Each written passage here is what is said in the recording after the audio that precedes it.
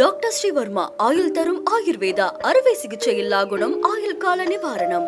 திருப்பரங்குன்றம் மலை விவகாரம் தமிழகம் முழுவதும் பெரும் பேசு பொருளாகி உள்ளது.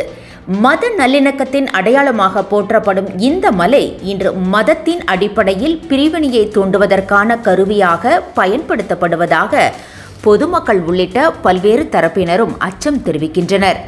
அதே நேரம் திருப்பரங்குன்றம் மலையை மையப்படுத்தி பிரச்சனை எழுவது என்பது இது முதல் முறை அல்ல. ஆங்கிலேயர் ஆட்சி காலத்திலேயே இந்த பிரச்சனை எழுந்தது. உள்நாட்டு விசாரணையை தாண்டி பிரிட்டிஷ் ஆட்சியின் தலைமை விசாரணை பிரிவாக கருதப்படும் பிரிவி அமைப்பு இது தொடர்பான விசாரணையை நடத்தி தீர்ப்பளித்தது. தற்போது மீண்டும் வெடித்துள்ள சர்ச்சைகளின் விளைவாக 94 ஆண்டுகளுக்கு முன்பாக வழங்கப்பட்ட தீர்ப்பில் என்ன கூறப்பட்டது என்பதை இந்த தொகுப்பில் அறியலாம்.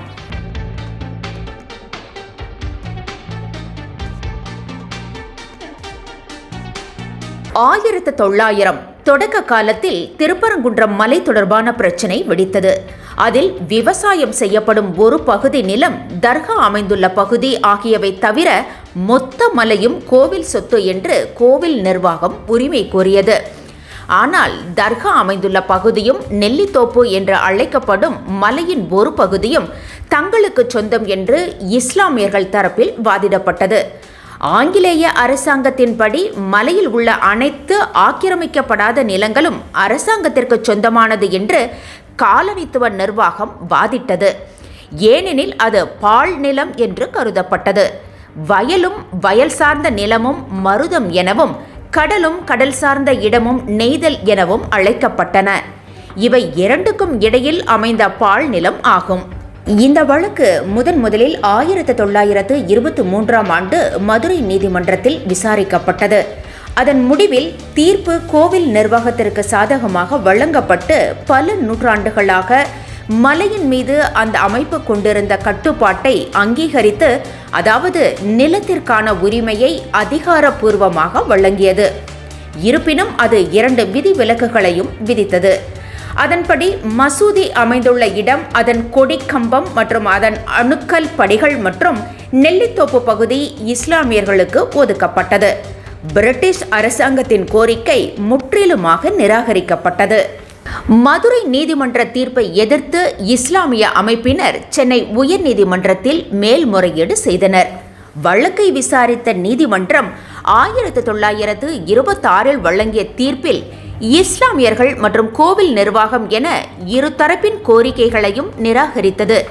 மலை முழுவதும் அரசுக்கு சொந்தம் என்று தீர்ப்பளித்தது.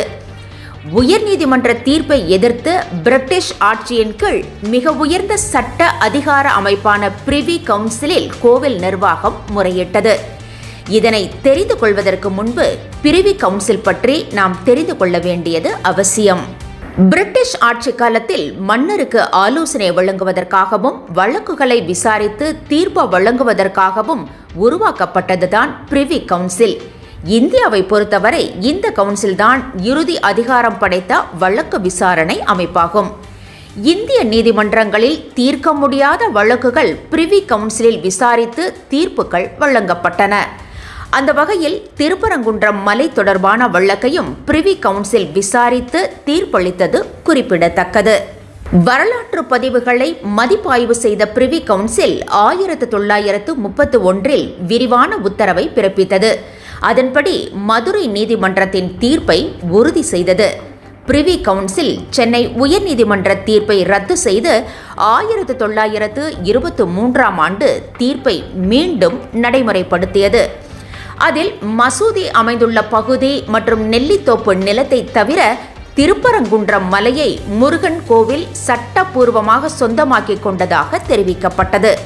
மசூதி அதன் குறிப்பிட்ட இடத்தில் தொடர்ந்து இருக்க முடியும், ஆனால் பரந்த மலை கோவில் கட்டுப்பாட்டின் கீழ் இருந்ததாகவும் குறிப்பிடப்பட்டது. அந்த தீர்ப்பின்படி திருப்பரங்குன்றம் மலைப்பகுதியில் இந்துக்களும் இஸ்லாமியர்களும் மத நல்லிணக்கத்தோடு வழிபாடுகளை நடத்தி வருகின்றனர். ஆனால் யாரோ ஒரு சிலர் தங்களது சுய லாபத்திற்கு இரு தரப்பினருக்கும் இடையே மோதலை ஏற்படுத்த முயற்சிப்பதாகவும், அதன் விளைவாகவே அண்மையில் அங்கு வலதுசாரிகள் தரப்பில் மாபெரும் ஆர்ப்பாட்டம் நடந்ததாகவும் அந்த பகுதி மக்கள் குறிப்பிடுகின்றனர். குன்று இருக்கும் இடத்தில் எல்லாம் குமரன் இருப்பார் என்பது அந்த காலம். வழிபாட்டு தலங்கள் இருக்கும் இடத்தில் எல்லாம் கலவரம் நடக்கும் என்பது இந்த காலம், அதாவது கலிகாலம். டாக்டர் ஸ்ரீவர்மா ஆயுள் தரும் ஆயுர்வேதா அறுவை சிகிச்சை இல்லா குணம் ஆயுள் கால நிவாரணம். என்றும் உங்களுடன் மை இந்தியா. முக்கிய செய்திகளை உடனுக்குடன் தெரிந்து கொள்ள சப்ஸ்கிரைப் பண்ணுங்க, பெல் பட்டனை பிரஸ் பண்ணுங்க. என்றும் உங்களுடன் மை இந்தியா.